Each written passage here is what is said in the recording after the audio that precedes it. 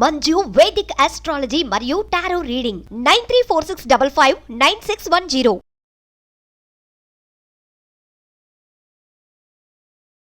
నమస్తే, welcome to Suman TV. నేను మీ యామ్ని. ప్రస్తుతం మనతో ఉన్నారు ప్రముఖ ఆధ్యాత్మికవేత్త, ప్రముఖ జ్యోతిష వాస్తు పండితులు సుభాష్ శర్మ గారు ఉన్నారు. వారితో మాట్లాడదాం. నమస్కారం గురుగారు. శ్రీమాత్రే నమః. గురుగారు, ఇప్పుడు మనకి అయోధ్యలో రామ మందిరం అనేది ప్రతిష్టాపన అనేది జరగలేదు కదా. జరగక ముందే మనకి అక్షింతలు అనేది ఇవ్వడం జరుగుతుంది. ఇలా ఇవ్వడం వల్ల ఆంతర్యం ఏంటండి? తప్పకుండా తెలియజేస్తానమ్మా. ముందుగా ప్రేక్షకులందరికీ శ్రీమాత్రే నమః, శ్రీ గురుభ్యో నమః. నమో దేవ్యై మహాదేవ్యై శివాయై సతతం నమః. నమ ప్రకృత్యై భద్రాయై నిహతాం ప్రణతాస్మిత. మీరు అడిగినట్టుగా చాలామందికి సందేహం ఉండవచ్చు. ఎందుకంటే రాముడి ప్రతిష్టాపన కాలేదు, మరి ఈ అక్షతలు రాముడి యొక్క అక్షతలు అని చెప్పేసి ఇంటింటా పంచుతున్నారు అనేటటువంటి అనుమానం చాలా మందిలో ఉంది. అయితే ఇక్కడ రాముడి యొక్క అక్షతలు అనేటటువంటి దానికి అర్థం ఏంటి అంటే గనక, అవి అయోధ్య నుంచి ఇంటింటికి వచ్చేటటువంటి అక్షతలు.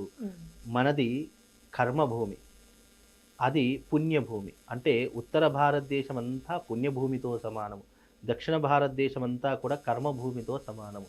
పుణ్యభూమి అనడానికి గల కారణం ఏంటి అంటే, రాముడు పరిపాలించినటువంటి అయోధ్య. అక్కడ ఆ అక్షతలు అనేటటువంటివి రాముణ్ణి అర్చించినటువంటి అక్షతలు. అక్కడ ఇప్పుడు నిర్మాణం జరుగుతుంది, కానీ ఇన్ని రోజుల నుంచి రాముడి యొక్క అయోధ్యలో పూజలు అయితే జరిగాయి కదా, ఇన్ని రోజులు స్వామిని అర్చించినటువంటి అక్షతలు అయితే ఉంటాయి కదా. ఆ అక్షతలనే ప్రతి ఇంటింటికి అందరూ కూడా పంపిస్తున్నారు. ఆ అక్షతలు వచ్చినటువంటి అక్షతలు ఏం చేయాలి అని అంటే గనక, అవి మనం బియ్యం డబ్బాలలో కానీ, లేదా మనము లాకర్ అని అంటాము, మన డబ్బు దాచుకునేటటువంటి ప్రదేశం, అక్కడ కానీ చల్లుకోవాలి. లేదు అని అంటే గనక, నీకు రామ మందిర నిర్మాణం ఏదైతే కొనసాగుతుందో 22వ తారీఖు రోజున మన ప్రతిష్టాపన ముహూర్తం ఏదైతే చెప్పారో ఆ సమయంలో రాముణ్ణి తలుచుకుంటూ, లేదా అక్కడికి వెళ్ళలేనటువంటి వాళ్ళు చాలా మంది ఉంటారు, ప్రతి ఒక్కరు వెళ్ళలేరు. అలా వెళ్ళలేనటువంటి వారు ఆ అక్షతలను రాముడి స్వరూపంగానే మనసులో భావన చేసుకోండి. యద్భావం తద్భవతి.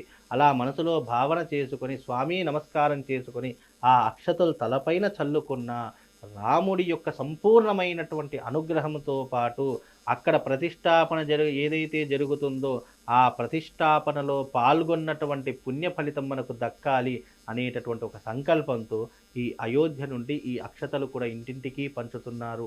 ఇంటింటికి పంచేటటువంటి వాళ్ళు ఎవరో కాదు, సాక్షాత్తు ఆంజనేయ స్వాములు అని చెప్పుకోవచ్చు, హనుమంతుడు అని చెప్పుకోవచ్చు. ఎందుకంటే ఈ కలియుగంలో రాముడి యొక్క అక్షంతలు చేరవేయాలని అందరూ సంకల్పాన్ని చేపట్టారు అంటే అది చిన్న విషయం కాదమ్మా. దాదాపుగా కొన్ని కోట్ల మందికి ఆ అక్షతలు ఇస్తున్నారు అంటే మనం పూర్వజన్మలో చేసుకున్నటువంటి సుకృతము, మనం ఎన్నో జన్మల పొందినటువంటి పుణ్య ఫలితము. రాముడి యొక్క అక్షతలు స్వయంగా మన ఇంటికి వస్తున్నాయి. మనం ఎప్పుడైనా ఏదైనా దేవాలయానికి వెళ్తే ఒక పువ్వు కూడా దొరకదు, కనీసం 2 గింజల అక్షతలు కూడా దొరకవు, తోసేస్తూ ఉంటారు. అలాంటిది ఆ రాముడే మన ఇంటికి అక్షతలు పంపిస్తున్నాడు అని అంటే నిజంగా మనమందరం కారణజన్ములు అని చెప్పుకోవచ్చు. నిజంగా ఆ రాముడే ఇంటింటికి వచ్చి తిరిగి వెళుతున్నాడు అని చెప్పినా ఆశ్చర్యపోవాల్సిన అవసరం లేదు. కనుక ఇవన్నీ కూడా ప్రతి మనిషి పుణ్యాన్ని సంపాదించుకోవాలి, రాముడి యొక్క అనుగ్రహాన్ని అందరూ పొందాలి. అలాగే రామ మందిర నిర్మాణంలో కూడా ప్రతి ఒక్కరూ తమ వంతు సహకారాలు అందించాలి అనేటటువంటి ఒక విశ్వాసంతో ఈ అందరికీ కూడా ఈ అక్షతలు అనేటువంటి దానితో పాటు రాముడి యొక్క ప్రతిష్టాపన ఆహ్వాన పత్రిక కూడా ఇంటింటికి ఇస్తున్నారు. ఇంటింటికి పత్రికతో పాటు ఇంటింటికి ప్రతి ఒక్కరికి అక్షతలు ఇచ్చి రాముడి యొక్క సంపూర్ణమైనటువంటి అనుగ్రహాన్ని ఇవ్వడమే దీని యొక్క ప్రధానమైనటువంటి ఉద్దేశం తప్ప అక్కడ ప్రతిష్టకు ఈ అక్షతలకు ఏమాత్రము సంబంధం లేదు. ఇక్కడ రాముడిని పూజించినటువంటివి, రాముడికి అర్చించినటువంటివి, ఇన్ని రోజులు ఏవైతే రాముడికి పూజలు అందాయో ఆ అక్షతలే మనకు అనుగ్రహ రూపకంగా ఆ రాముడు పంపించినటువంటివే ఈ అక్షతలు అని మనం భావన చేసుకోవాలి తప్ప ప్రతిష్టాపన జరిగినా జరగకపోయినా అక్కడ రాముడి పాదాలపై మీద పడినటువంటి అక్షతలు మన ఇంటికి వచ్చాయంటే అంతకంటే గొప్పనైనటువంటి ఆనందం ఇంకోటి ఏముంటుందమ్మా? ఏమి ఉండదు. కనుక ఈ అక్షతలు అనేటటువంటివి మనము రాముడే మన ఇంటికి వచ్చాడని భావన చేసుకొని మన ఇంట్లో బియ్యం డబ్బాలో కానీ, లేదు అంటే లాకర్లో కానీ, లేదా ఆ సమయంలో ప్రతిష్టాపన జరుగుతున్న సమయంలో మన తల మీద వేసుకున్న పుణ్యం అనేటటువంటిది మనం సంప్రాప్తి పొందినటువంటి వాళ్ళం అవుతాము. అలానండి ఇప్పుడు పెళ్లి తలంబ్రాల్లో కలపచ్చు అని అంటున్నారు. ఎందుకంటే అక్కడ మనకి కళ్యాణం జరగలేదు కాబట్టి అసలు ఈ విధంగా చేయొచ్చా? చేయొచ్చమ్మా. రాముడి యొక్క అక్షతలు అనేటటువంటివి కళ్యాణంలో ఇప్పుడు మనకు భద్రాద్రి రాముడి యొక్క అక్షతలు ఉంటాయి. అవి కూడా మనం చాలా మంది ఎస్పెషల్లీ తెప్పించుకుంటారు. రాముడి యొక్క అక్షతలు ఉంటే మా అమ్మాయి కళ్యాణం ఉందండి, మా అబ్బాయి కళ్యాణం ఉంది, దాంట్లో వేసుకుంటాము అని చెప్పేసి ఎంతో మంది కలుపుకుంటారు. అలా కలుపుకోవడం కూడా ఒకందుకు నిజానికి అది శుభాన్ని సూచించేటటువంటివి, అదృష్టాన్ని కలిగించేటటువంటివి. వాళ్ళ దాంపత్యం ఎప్పుడూ కూడా కలకాలము ఆయురారోగ్యాదులతో అష్టైశ్వర్యాలతో ఏ గొడవలు లేకుండా దాంపత్యం అనేటటువంటిది కలకాలం వర్ధిల్లాలి అనేటటువంటి విషయంతో ఇచ్చేటటువంటివి ఆ అక్షతలు.